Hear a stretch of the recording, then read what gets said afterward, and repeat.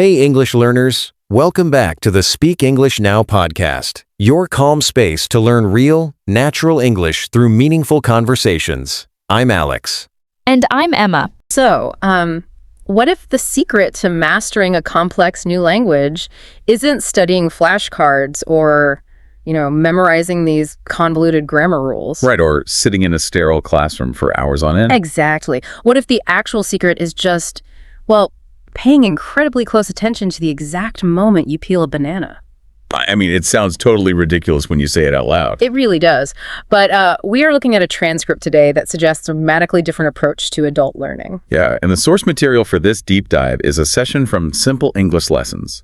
It's hosted by two educators, Emma and Alex. And instead of tackling advanced idioms or high-stakes business negotiations, their entire lesson is focused purely on the mundane mechanics of a daily routine. Which is brilliant, honestly. We're talking about the common repetitive phrases you use to simply survive an average Tuesday. Right. And today's mission for you, the listener, is to uncover how breaking down life into these simple, actionable phrases, from waking up to unwinding, provides this really powerful, low-stress blueprint for learning. The underlying strategy here is what makes this so compelling.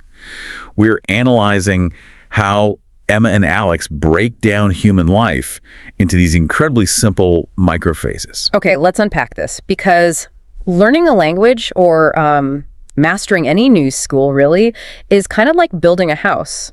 Oh, that's a good way to put it. Yeah, you don't start by building the roof, right? You start with the foundation, the mundane things you do every single day. Exactly. And they set this welcoming, no-stress tone right out of the gate. They explicitly tell their audience, no stress, no pressure, just easy practice together. Which is so refreshing. It is. Yeah. But make no mistake, that is not just a polite greeting. That is a highly calculated pedagogical strategy aimed directly at dismantling the anxiety that usually paralyzes adult learners. It totally disarmed you. There's no looming threat of a pop quiz. Right. But let's look at how they actually execute this, because every single day has a physical starting point, right? So the logical place to begin this deep dive is the morning. Yeah, Emma and Alex tackle the very first groggy moments of consciousness. Alex mentions that he wakes up at 7 a.m. And then Emma jumps in to explicitly define the phrase "wake up" as the precise moment you stop sleeping. I love that. She doesn't use complex synonyms. She just draws a hard line between being asleep and being awake. Right. But then they do something that really caught my eye. They break the morning down into hyper-specific sequential steps. They really do. You wake up and then you get out of bed, and only after that do you brush my teeth. It's very methodical. Here's where it gets really interesting to me, though. Why are they teaching wake up and get out of bed as two entirely separate, distinct actions? Well, because, in almost any fast-paced language course, Yeah. that entire sequence would just be lumped together as, I start my day. Sure, but lumping it together ignores the psychological and physical reality of the learner. Everyone knows the feeling of being awake but still being firmly planted under the covers. Oh, yeah. Yeah. Negotiating with the snooze button for another 10 minutes. Exactly.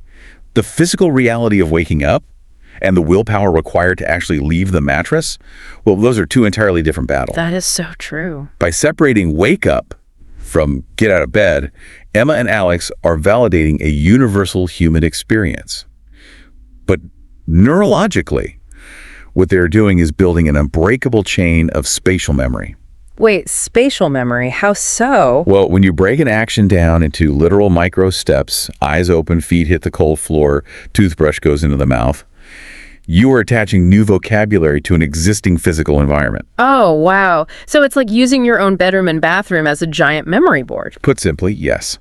The cognitive load required to remember a sequence of events is virtually zero, because that sequence is already hardwired into your nervous system. Because you've lived that sequence thousands of times. Right. You aren't trying to memorize an abstract list of verbs on a whiteboard. You're just attaching new audio labels to a movie you already act out every single morning. The physical environment triggers the memory of the language. You don't have to rely on sheer mental force. Okay, that makes total sense. You map the words to the physical space. Now, once you've physically left the bed and completed the teeth brushing phase, The human survival loop demands fuel. right, you need energy. So the transcript moves into what we can call the breakfast syntax. And the core focus here is the incredibly basic phrase, eat breakfast, Yeah, Emma shares that her version of a quick breakfast is simply a banana. which Alex immediately praises as simple and real. And they offer a few other basic variations too, like my breakfast is toast or my breakfast is coffee. Then they introduce the specific action verb, I drink coffee. Right. And finally, they combine it all into a full compound sentence. I wake up at 7 a.m. and I eat breakfast. Let's unpack the mechanism they are using there, because it is a textbook example of linguistic scaffolding. Scaffolding, that's where you build a temporary support structure for a student, right? Yeah, exactly. A highly stable support structure, and then you slowly remove it as they gain balance. Emma and Alex give you the tangible noun first. Banana, toast, coffee. The grab-and-go stuff. Right. Once that is mentally stable, they add the verb. Right. And then once the verb is stable, they connect it to the previous morning sequence to form a narrative. Okay, but let me challenge this a bit. Sure. I understand scaffolding, but I also know the pressure of being an adult in a new environment. If I walk into a cafe or a workplace and someone asks me what I had for breakfast and I just say, I ate banana, You're going to feel a bit silly. I'm going to feel like a toddler. Don't adult learners crave the ability to express their actual complex lives? Of course they do. Because in so many classes, you feel this pressure to learn the words for, I don't know, a specific type of artisanal pastry or a spinach omelet. Isn't this method artificially holding the learner back? It feels that way. But the frustration you're describing is the exact barrier that prevents adults from achieving fluency. It's the adult ego. The ego. Yeah, an adult's brain is highly sophisticated, but their vocabulary in a new language is at an infant level. That mismatch creates massive psychological friction. Ah, I see. In linguistics, it's often referred to as the affective filter. When a student is frantically searching their brain for the complex culinary term for spinach omelet, they panic. Because they can't find the word. Right. Their brain is allocating 90% of its processing power to finding that specific noun, which means they completely forget how to conjugate the verb. They stumble, they feel embarrassed. And they stop talking entirely. Yeah. Emma and Alex are stripping away the vocabulary pressure to force structural fluency. Okay, so by restricting the noun to something as universally understood as banana, the brain doesn't have to work to find the word. Exactly. Instead, the brain can dedicate all its processing power to the architecture of the sentence. I eat. My breakfast is. So you have to lay the concrete foundation of I eat before you can start decorating the kitchen with artisanal pastries. That's a great way to look at it. That is a harsh reality check for the ego, but I totally see the logic. You have to sacrifice sounding sophisticated in the short term to actually build the structural mechanics you need. For the long term, yes. Okay, let's keep moving through the day. We've established the physical routines at home, but the real psychological test is stepping out of the front door. Oh, absolutely. The cognitive demand on the brain spikes the moment you leave your house. Right, so the transcript moves into the midday routine. Emma and Alex shift the vocabulary to locations of productivity. They introduce the phrases go to work and go to school. And notice how the variations they offer remain relentlessly broad. I study English. Yeah. Or I work in an office. Yeah, and Emma actually stops during this phase to offer a direct piece of encouragement. She says, quote, simple sentences are perfect. Which is huge. Yeah. Consider the alternative for a moment. Think about how specialized modern jobs have become. Oh, man, yeah. A listener might be a senior regional logistics coordinator for a mid-sized tech startup, or a freelance graphic designer specializing in user interface. Translating those concepts into a brand new language when you are still trying to master I eat a banana is going to cause a complete system failure. Total cognitive overload. The working memory simply cannot hold that much new, complex information at once. So keeping it to a vague statement like, I work in an office, Yeah. is an intentional survival mechanism. Yes. They are actively preventing the learner from freezing up right when they are trying to describe the largest chunk of their day. They're giving the learner permission to be basic. Permission to be basic. I love that. That permission is crucial because it prioritizes momentum over precision. If you try to explain your highly specific job title and fail, you feel defeated. You feel like you cannot speak the language. But if you accept the permission to just say, I go to work, you successfully communicate a concept. You keep the conversational ball in the air. And success builds momentum. Exactly. And momentum is the only thing that keeps a learner coming back to practice day after day. It's funny how counterintuitive that is for ambitious people trying to learn a skill, but it makes perfect sense. Keep the train moving on the tracks, even if it's moving slowly. Now, coping with the fatigue of that midday sprint naturally brings us to the afternoon slump. And eventually, the retreat back home. the wind down. The details Emma and Alex share in this section are just incredibly relatable. They really are. Emma describes her afternoon routine by saying, I work and I drink coffee. And Alex playfully points out the repetition, saying coffee again. And Emma just owns it. Yes, always. It's very authentic. Then the evening shift introduces the phrases, go home and relax, which Emma defines with her trademark simplicity. Relax means you rest. But here is where the transcript takes a brilliant turn. They have a brief debate about media consumption in the evening. Yes, Emma suggests using the classic textbook phrase, I watch TV. But Alex actually jumps in and corrects her. He says, I watch YouTube. And he justifies it by asserting, that's more real. I absolutely love that YouTube detail. It's so good. Let's dig into why that specific correction matters. Why does swapping out TV for YouTube elevate the entire lesson? Because it proves they aren't just reciting some dusty curriculum from 1995. I mean, for decades, every single language tape, every workbook has used phrases like, I watch TV, or I listen to the radio, or I go to the discotheque. The discotheque, yeah. When Alex jumps in with, I watch YouTube, it instantly grounds the vocabulary in how people actually consume media today. It really does. It's like replacing, I listen to the radio with, I listen to a deep dive. It closes the distance between the artificial environment of the classroom and the physical reality of the modern learner. It signals that this language is alive. The brain have a highly sensitive relevance filter. A relevance filter. Yeah. If a learner feels like they are being taught a dead language or a version of a language that only exists in 1950 sitcoms, the brain will resist storing that information. Because it deems it useless for actual survival. Exactly. By inserting YouTube, Alex is bypassing that filter. He is proving that the tools they are handing over are immediately applicable to the actual world the listener inhabits. That's fascinating. And notice the structural elegance of Emma's afternoon coffee habit. Oh, the repetition of, I drink coffee. Yeah, it isn't just a quirky character detail. It acts as a natural spaced repetition system. It elegantly bridges the morning and afternoon routines. Oh, I see. It shows the learner how a vocabulary word they mastered at 7 a.m. can be effortlessly deployed again at 3 p.m. Exactly, to describe an entirely new phase of the day. It's recycling the foundation blocks. Which brings us to the final phase of their lesson, the master loop. Right, where we zoom out from these micro moments and look at the macro architecture of a life. All of these distinct parts of the day, the waking, the banana, the office, the second cup of coffee, the YouTube, they eventually string together into one continuous loop. Emma and Alex synthesize the entire lesson by presenting the full connected narrative to the listener. I wake up at 7, I eat breakfast, I go to work, I come home and relax. 4 sentences. 4 sentences. That summarizes the entire human day.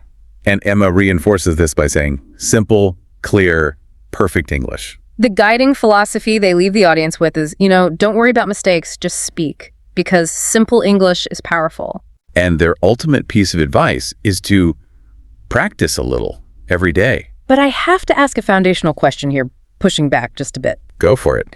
We've talked about scaffolding and cognitive load, but is this just a trick?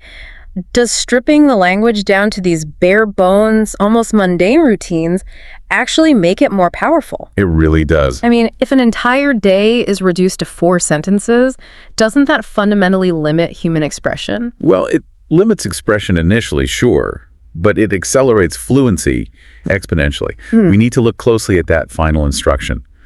Practice a little every day. Okay. In traditional language learning, practicing requires friction. You have to carve out a 30-minute block in your calendar. You have to sit at a desk, open a book. And that friction is why most people quit. Exactly. Yeah. But Emma and Alex have built a system based on behavioral psychology, specifically a concept known as habit stacking.